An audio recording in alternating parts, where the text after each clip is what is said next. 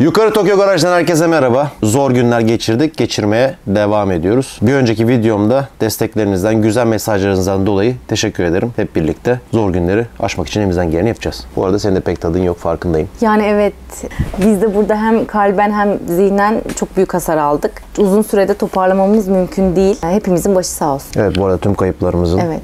Evet, bu bölümümüzde ne yapıyoruz? Ona geçeyim hızlıca. Evet. Bugüne kadar birçok kez yaptığımız motor swap'ını yapacağız ama iyice derinliklerine girerek. Fakat bu sefer işimiz çok zor. Çünkü AE86'ya aslında uymayan bir motor swap'ını sizlere aşama aşama göstereceğiz. 4 AG taksaydın işin çok kolaydı ya, gazlıyordun şu an. Evet, 4 AG taksaydık aslında, senin de dediğin gibi çoktan işimiz bitmişti. Çok daha basitti. Motor cuk yerine oturuyordu. Şanzıman cuk yerine oturuyordu. Taş çatlasın 20-25 tane kablo bağlıyorduk ve iş bitiyordu. Fakat biz 3SGE motoru takma kararı aldığımız için çok fazla parça ürettik. Aşamalarda göreceksiniz.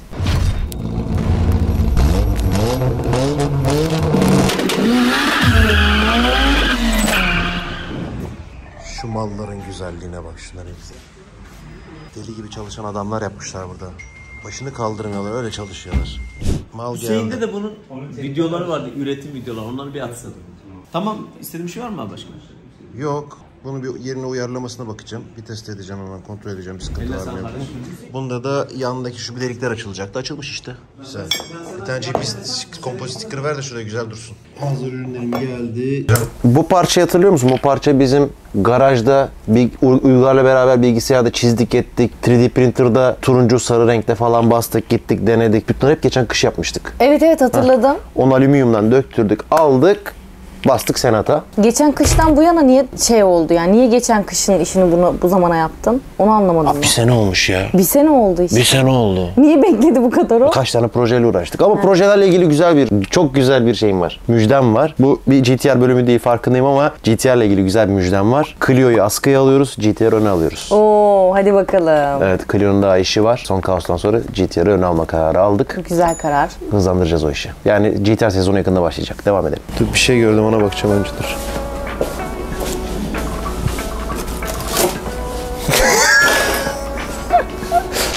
Ama yaratıcı ya. O sırada ona ihtiyacım vardı.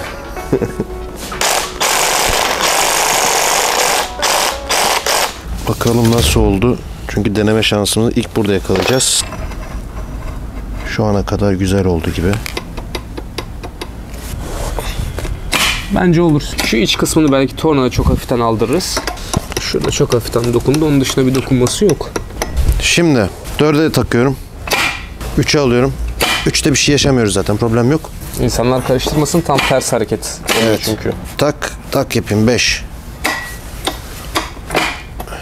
5'e de geçti. 5 kere de. Tak. 6 Aldın. vites. Şimdi 6'ya alıyorum. 6'ya aldım. 6'yı aldın. 6 aldığın zaman öne gidiyor bu.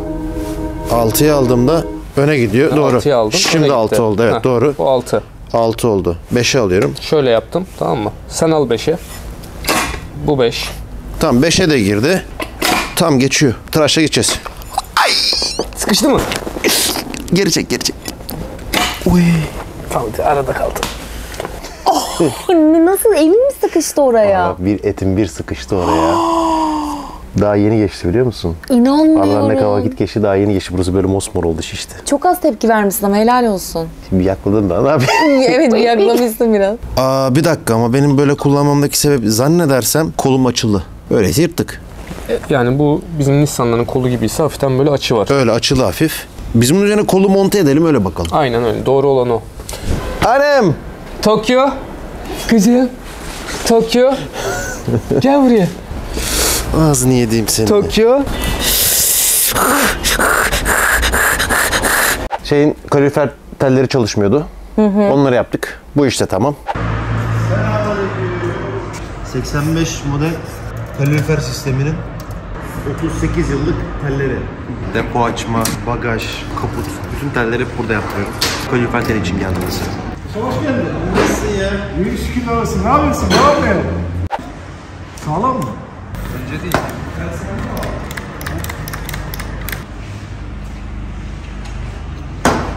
Vallahi yumuşak.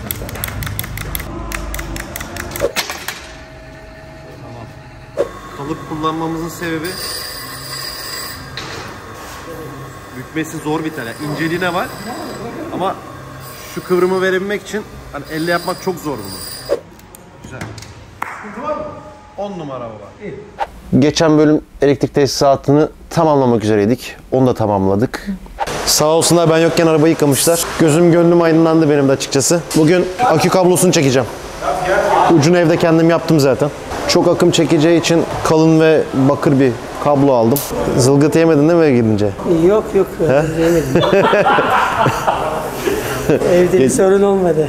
Bayağı övgü almışsın ha. Evet sahibi. Bayılmış millet. Kabloları aldım. Aldınız mı? Akü kutup başlarını aldım. Kablolar arkada. Sana mikrofon da verelim bir tane.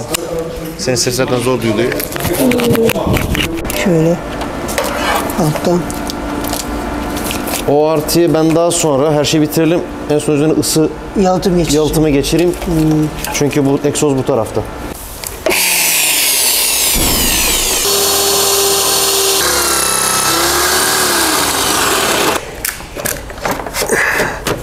Bakalım mı? Çok iyi oldu ya. Bak.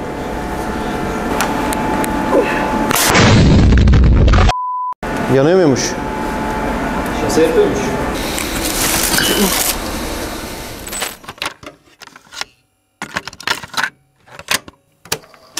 Biri sen, biri ben. İki damla yaş aktı gözlerimden. Olmadı, olduramadık. Ve aşk gitti bizden. Bana müsaade, hadi bay bay. Bundan böyle bizi mazi say. Sanma ki içim buruk değil. Ayrılık bu kime kolay. Nerede şimdi o içimde uçuşan kelebekler? Bende o duygulardan hiç kalmadı eser. Biri sen, biri ben. İki damla yaş aktı gözlerimden. Olmadı, olamadı. Ve aşk gitti bizden. Önce sen, sonra ben. Kaydık yıldız gibi gökyüzünden. Ha bu arada çok fazla mesajınızı okudum. İşte niye elektrik tesisatını SS Works yapmadı diye.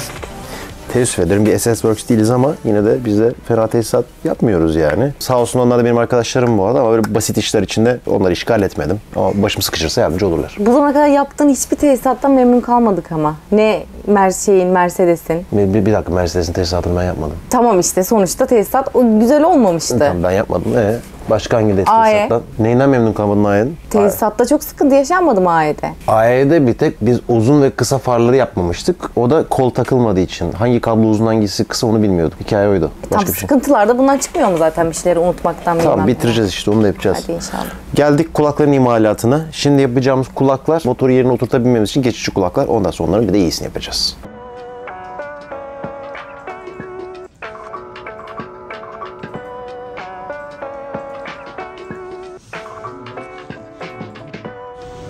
Buraları açmıyor. Yok açmıyor. Burayı açmıyor. Kare yap. 2 tane bundan bas. 2 de yuvarlak bas. Buna delik falan atayım mı? Gerek var. At tam ortasına 12'lik at. 2 bunlardan birer tane. Evet. Değil mi? Evet. Bir tane ortaya, bir tane yanına kaçık istiyorum. Bunda yuvarlaklarda da istiyorum dedik. Bir tane ortasına 12'lik. 12.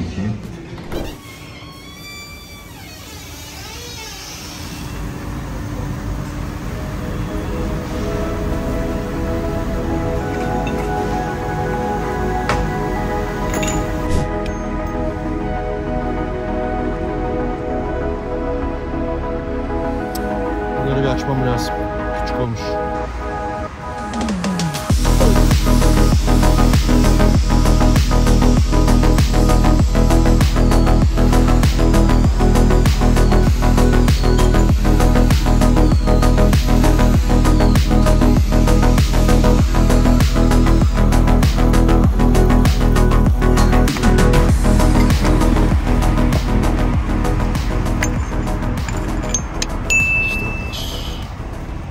Bu arada biz motoru en az 5-6 kere arabaya taktık çıkardık. Taktık çıkardık. Doğru yerini bulana kadar. Ne zaman ki doğru yerinden emin olduk, ölçülerimizi çıkardık. Ondan sonra kayraklarımızı yaptık. 3 kere yaptık. 3 kere motoru söktük taktık. Kulakları yaptık. 3 kere de ondan sonra söktük taktık. Yani motorun yerini bulmak bayağı bir vaktimizi aldı. Tamam da nasıl emin olabiliyor insanlar motorun yerinin o olduğuna? Her koyduğumuz ölçü alıyoruz. Neyle neyin ölçüsü ama? Mesela motoru koyduk. Motorun arabadaki duvarıyla motorun arasındaki mesafeye bakıyoruz. Hepsinin var mı? Kayıtlı mı mesela 3 santim Yok, olmalı, zaten 2 sorun santim. orada. Bu hani zaten bu arabadan pek yok. Bu arabaya bu motor dünya üzerinde sayılı konmuş. Hani 300 kere konmamış, anladın mı? 10 kere koymuş. Nereden 15. buldunuz peki? Bulamadık bir şey, deniyoruz işte. Her şeyini kendimiz yapıyoruz. Hadi de ki 50 kere konmuş olsun. Ama hani zırt pırt her yerde yapılan bir şey değil. Dünya genelinde konuşuyorum. Tamam. Türkiye'de hiç yapılmamış. Siz ortalama olarak mı yaptınız her şeyi? Ya yapıyoruz, ölçü alıyoruz, diyoruz 0.75 santim, işte 7.5 milim şey yapalım, kaydıralım. Kaydırıyoruz, bir daha takıyoruz. İşte ben şeyi anlamadım. Neye göre kaydırıyorsunuz? Kullanım kılavuzu yok ki. Biz bugün bu motoru taktık ya, yani takmış olacağız birazdan. İzleyince göreceksin. Ondan sonra baktık, motor çok aşağı geldi. O motor aşağıda tutacak ekstra parçalar ürettik. Onlar ama bir sonraki bölüme yetişecek. Oo, 100 kilo oldu araba. Ya şu motoru takmamız 10 günlük iş gücüne mal oldu. İş tam değil ama işte bir gün ona gidiyorsun, bir gün buna gidiyorsun. Doğruyu söyleyeyim, 7 güne mal oldu. Niye yalan söyledin başta? Yalan söylemedim. Hesaplayamadım sadece. He, Yanlış hesap yaptım. Sadece 3 kere lazer kesime gittim bu motorun kulaklarını kestirmek için. Şimdi kaputu sökeceğiz. Motoru bir içine indireceğiz. Bakalım neredeyiz, ne değiliz.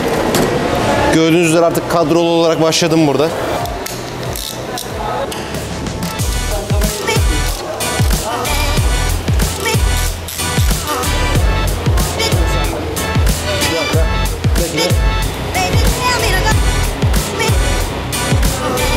Anlamazsın kafamı. Caddeler kan bile kırmızı değil, kara kan.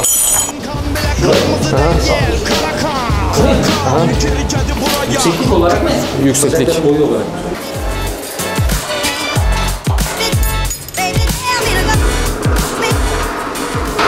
Şunları üstüne takalım önce.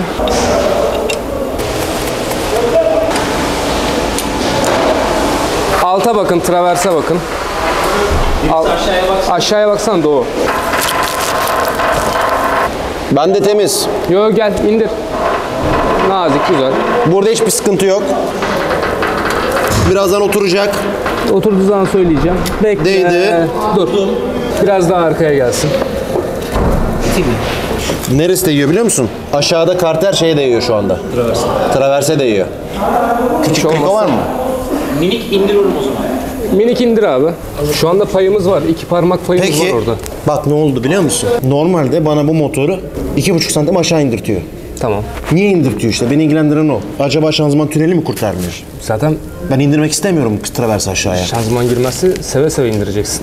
Yani buraları ezdin mi sen? Ezdim. Orayı ezdiysen Tek istediği o benden. şanzımanı takacağız. Bakalım belki şanzıman şurası kurtarmıyor, anladın mı? Belki şanzıman buraya değiyor. Güzel, güzel, güzel. Sokabildiğin yere kadar soksan yeter. Sanki hala buraya çok uzağız gibi de. Tam ucu ucuna radyatör artı fan yerimiz kaldı. Al abi. Ben sana bir şey söyleyeyim mi? Traversi dışarı alacağız. Ama benim şeyden merkezlemem lazım koyarken. Şanzıman tünelinden motorun merkezde olduğunu görmem lazım. Şimdi senin arası 50 santim, motoru geliyor 25 santim. Tamam okey, matematik yapalım ama sağda solda olma riskini en doğru şanzımandan şey yapacağız, merkezleyeceğiz. Tamam, ben ne istiyorsan yapalım. Şaft maf falan filan yamuk olmasın, anladın mı? Sonra böyle bakmasın. Bağlayalım. Mecbur bu kadar yükselteceğiz. Peki. Tabii bu bile yetmeyebilir. Tamam. O yüzden de traversi mecbur aşağı alacağız. Arabanın içinde biraz uzun cıvatalar görmüş. Orada kullanabildiğimiz kadarıyla kullanırız. Masaya koyalım traversi. Motoru koyalım üstüne. Yalandan ben puntolayayım. Görseldeki yerlere göre. Yalandan puntolayayım. Alttan şanzımanla beraber koyalım altına. Motoru indirelim. Kurtarıyor veyahut da kurtarmıyor diyelim. Motoru ters çevireceğiz. Traversi üstüne oturtacağız. Öyle yapacağız. Ama en son dokunuş, son doğru kaynak yine motorun üstünde, arabanın üstünde olmak zorunda. Evet. Yarın sabahta 9-9.30 gibi başlarsak 3'te motor üstünde, demo kulakları üstünde bitmiş olur.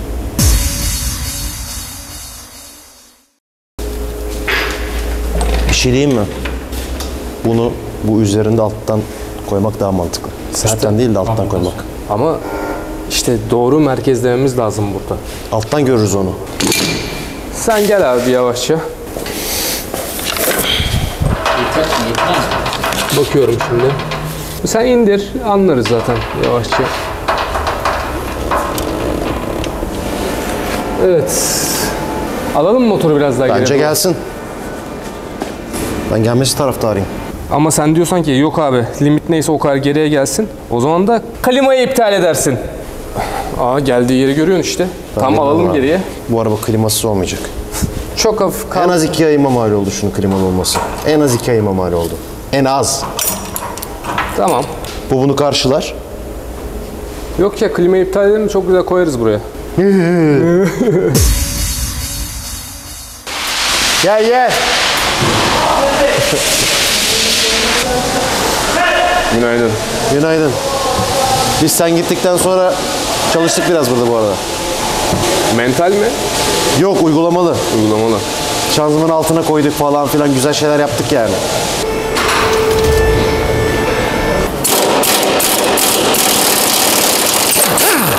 Kaldır. Tamam. Şimdi bir dakika dur şu çizer o. Karşılıklı geçelim birisiyle. Biz seninle tutalım bunları. O kaldırsın. Kaldır. Ben şeyi tercih ediyorum şu anda. Normal saçtan birkaç tane demo yapalım. Bir bakalım altında. Ona göre kararımızı veririz zaten. Tamam. Ondan sonra... Bir mola. Ha? Şuradan gelmem lazım bir tane. Biraz sıkmasa buradan bir tane destek gelebiliriz. Şöyle. Şimdi. Değdi mi yukarıya? Değdi. Söylüyorum 6 santim, 5-6 santim arası takoz almamız lazım. Düzdür de o. Ha? Düzdür orası. Ben sana bir şey söyleyeyim mi? 1-2 derece açısı var. 2 derece açısı var onun 2-3 derece. 2 derece. 2 derece arabanın havası, önü havası yanmış. Önü havaya kalkmış. Şimdi yerini ayarlayalım. Ha, araba ne kadar düz bu arada tabii. Ver.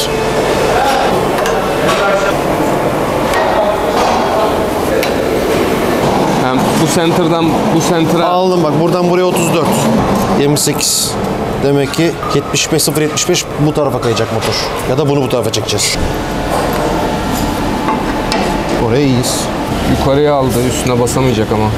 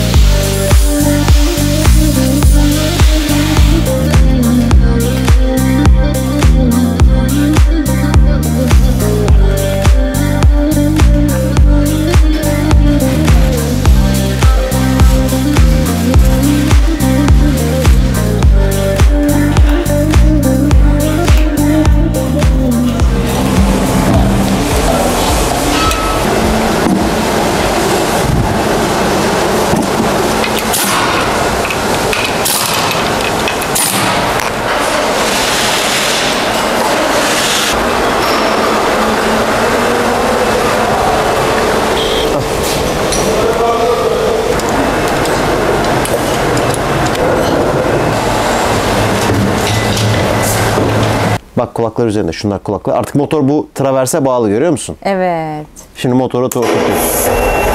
Bura temiz. Biraz geri gelsin. Dur bir dakika Selçuk. Biraz geri gel. Ne istiyor söyle bana. Yavaş yavaş gel. Bir dakika. Tamam. Tahta vereyim mi kaç tane? Ona şunu kullansana. Kaldır bir. Tamam. Yetiyor mu? Yetiyor şu an. Selçuk yine şey yapalım. Biraz da Dur. Bir dakika. Al bunu. Doğu bir dakika. Kaldır bir daha bunu. Şunu alacağım. Bu şanzıman şu an bu kısmının 3 santim böyle gelmesi lazım. Ya da oradan kulağı kastıracağız. Şimdi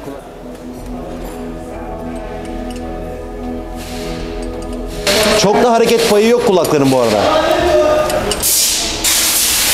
Biz öncesini takalım abi. Hop. Ben bir şey soracağım. Ben şimdi şanzımanı buradan aşağı indirirsem firewall'a vurursun. firewall'a vurur muyum? O zaman burayı tıraşlamamız lazım, değiyor. Hadi ya. Değiyor şu anda. Bak. Dövdüğümüz yer tam tamına yerine gelmiş. Bak bu kadar güzel dövmüşüz. Ama sanki motorun kafası biraz aşağı inmesi gerekiyor. İşte şanzımanın yukarıya kalkması gerekiyor. Şanzımanı kaldırman gerekiyor. Ama kaldıramazsın. Öne almazsan kaldıramazsın. Yani sen tercih et. 1 santim öne almak mı, ezmek mi? 1 santim öne almak. Onda nasıl yapacağız biliyor musun? Freze. Freze yapacağız. Tamam sen hallet onu. Freze işini. Cıvatalını ayırayım. Onu yapalım. Motoru 1 santim öne alalım. Belki bugün şanzıman kulağı da yaparız. Üstünde kalır motor. Aynen. Hadi indirelim o zaman. Tamam. Şimdi bunun da arkada bir tane deliğimiz var. Burada da kesip yapabiliriz onu. Bunda da arkada bir tane deliğimiz var. Hadi alalım arkadaki deliğe takalım. 2 santim. Deneyelim Alayım mi? mı kumpası? Deneyelim abi. Şimdi bütün sorunun çözülmesi için burayı açtıracağız şöyle. Bizim burada 2 santim istediğimiz gibi oynama payımız olacak. Böylece sorun çözülecek. Tornaya gitmekten vazgeçtim. Çünkü ben zaten bu delikleri ne olur ne olmaz diye 2 delik açtırdığım için önce deneyeceğim abi. Yani yoksa önceden öngörümün bir anlamı kalmıyor burada. Zaten öyle varsaymıştık, hani olmazsa 2 santim deneriz demiştik. İndiriyorum. İndir Gel. abi. Gel hop. Ama güzel oldu. Güzel oldu. Ya güzel oldu. Yani en azından şu anda üstünde. Ve rigid. Evet, güzel. Böyle bir karşıdan duruşuna bakalım. Beams kapağı burada mı? Hayır. Yer var önde de. Arkada da bir şey yapabilmek için yer var. Fena olmadı ya. Çok istediğimiz gibi oturdu motor. Evet güzel oturmuş şey gibi, Lego gibi de ben hala şeydeyim yani. Doğru olduğundan emin değiliz hala. Oturdu ama. Bak ona da nasıl baktık onu göstereceğim şimdi. Önce bir karşıdan göreceğiz. Ondan sonra bak bir metot uyguladık. Şimdi biz bu motoru taktık. Evet. Kaput kapanacak mı acaba? Anladın mı? Anladım. Yani şuraya motor kapağı kapatırken motorun kendisine değerse ne olacak? Sonuçta bu arabanın motoru değil biliyorsun. Evet. Ona şöyle baktık.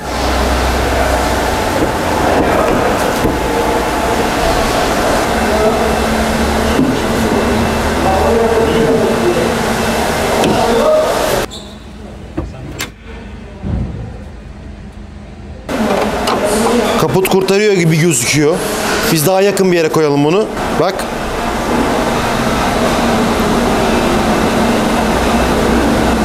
Orada en önemli şey kapak şu anda. En yüksek nokta kapak abi. Görüyor musun ucu ucuna duruyor. Evet değdi ama. İçeri telefon koyduk. Vay çok mantıklı. Ona göre de motorun yüksekliğini ve alçaklığını ayarladık, anladın mı? Bu bölümde motoru üzerine oturttuk. Tabii bu swap aşaması 2-3 bölümden oluşacak. Bundan sonraki aşamalarda artık final hali ve sonrasında da elektrik tesisatıyla kısmetse motorun çalışır hale gelmesini sağlayacağız. Önerileriniz, yorumlarınız benim için çok önemli. Ayrıca lütfen abone olursanız, olmayanlar için söylüyorum. Mutlu olurum. Bir sonraki bölümde görüşürüz. Hoşçakalın.